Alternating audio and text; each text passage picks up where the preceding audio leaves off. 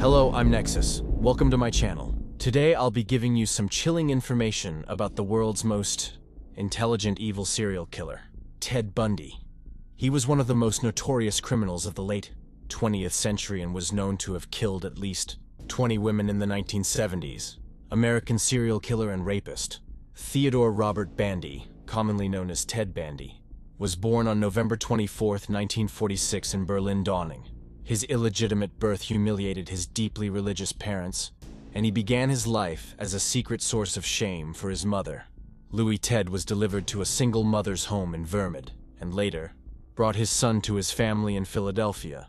Eleanor Lewis Cavell was 22 years old and unmarried. When she gave birth to her son Kat, Tedden was a co-worker, Air Force veteran and Penty. While other sources say Terham's father's name was Jackton, some rumors suggest that his father was also his grandfather. Tellen's birth certificate lists his father as unknown, so the identity of his biological father has never been confirmed. He was an illegitimate child to hide the truth. Bundy was adopted by his grandparents. His son was considered his mother's sister and was said to be. Bundy apparently grew up in a working-class family, showed an unusual interest in scary things from an early age, became interested in knives at age 3, shy but intelligent. Bundy did well in school, but was not good at communicating with his peers. Graduated from the University of Washington with a bachelor's degree in psychology in 1972, and was later accepted to law school by that board, but never graduated, and never received his degree.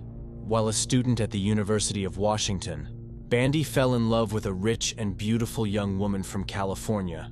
He had everything he wanted: money, class, and influence, but their breakups devastated him. Many of his later victims resembled his college girlfriend. Long black hair, attractive students.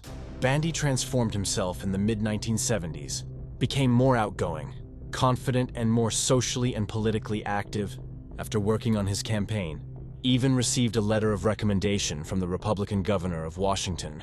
The first Taekwondo murder occurred on January 31, 1974 in Seattle. Linda took place in a basement. The landslide was the one who disappeared from her apartment with bloody sheets and a bloody nightgown hanging in her closet. A few blocks away, young Susan Clark had been attacked and beaten in her bed a few weeks earlier, but would eventually recover from her devastating injuries. The police had no convincing evidence yet that there was a setup, but it wouldn't be long in coming. On March 12th, Donna Gariason disappeared on her way to a concert in Olympia, Washington.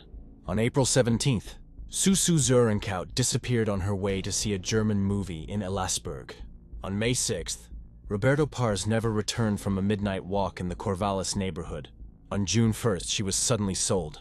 She was left with the man and disappeared. 10 days later, Georgian Hawking joined the list of missing women, disappearing somewhere between her boyfriend's apartment and her sister-in-law's dormitory. And now detectives had several missing persons cases on their hands. All of the women were young and attractive, with shoulder-length or longer black hair. Homicide detectives had yet to find the bodies, but they refused to entertain any false illusions that the case would have a happy ending.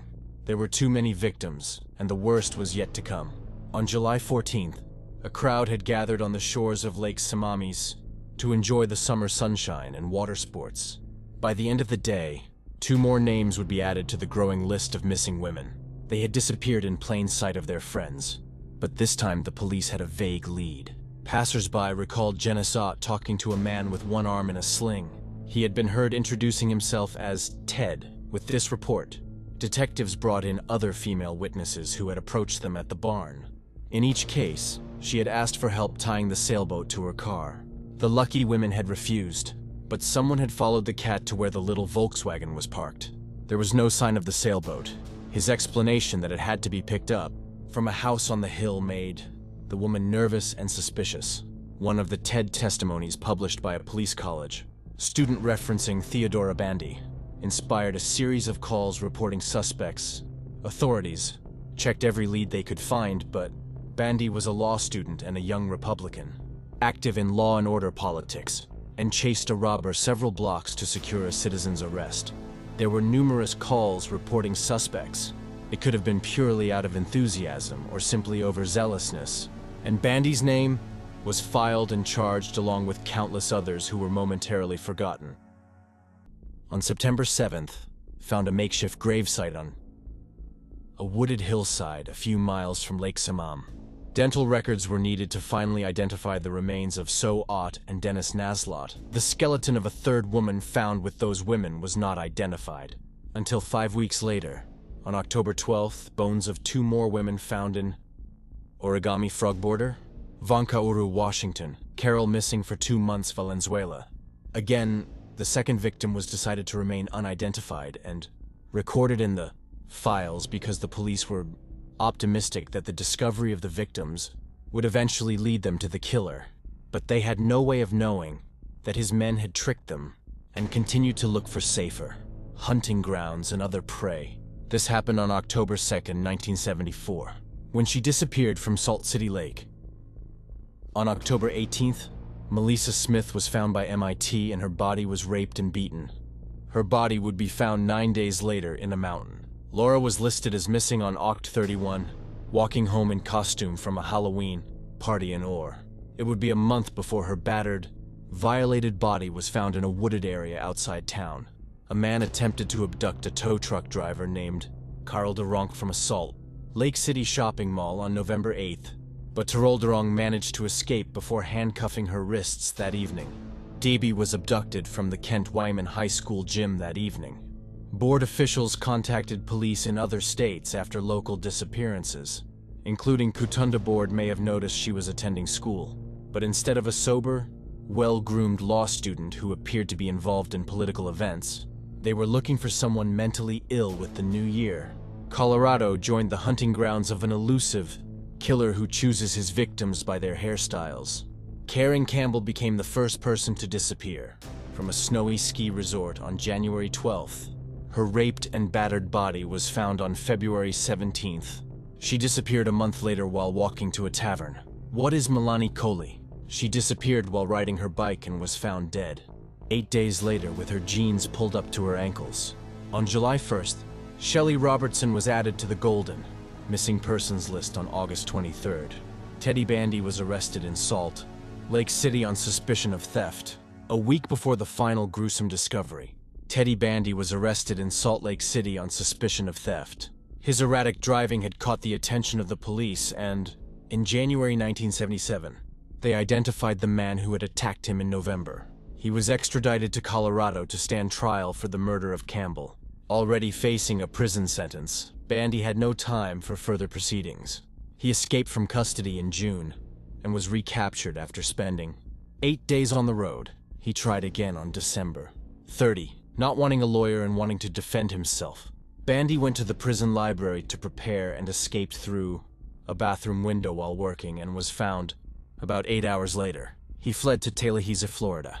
Already suspected of a series of deaths, Bundy found another happy hunting ground. On January 15, 1978, dressed in all black and armed with a heavy wooden club, he attacked the Omega fraternity at night.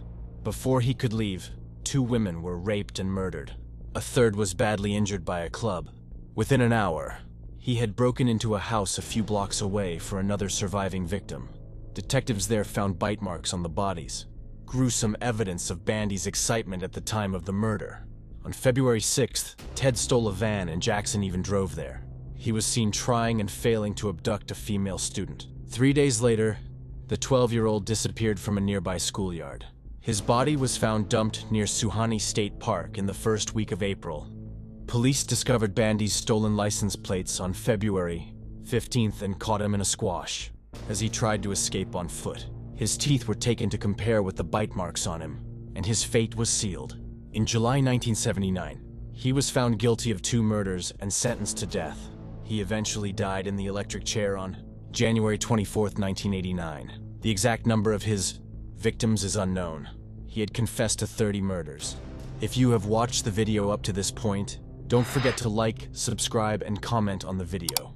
Stay tuned for more content like this and more. See you in the next video.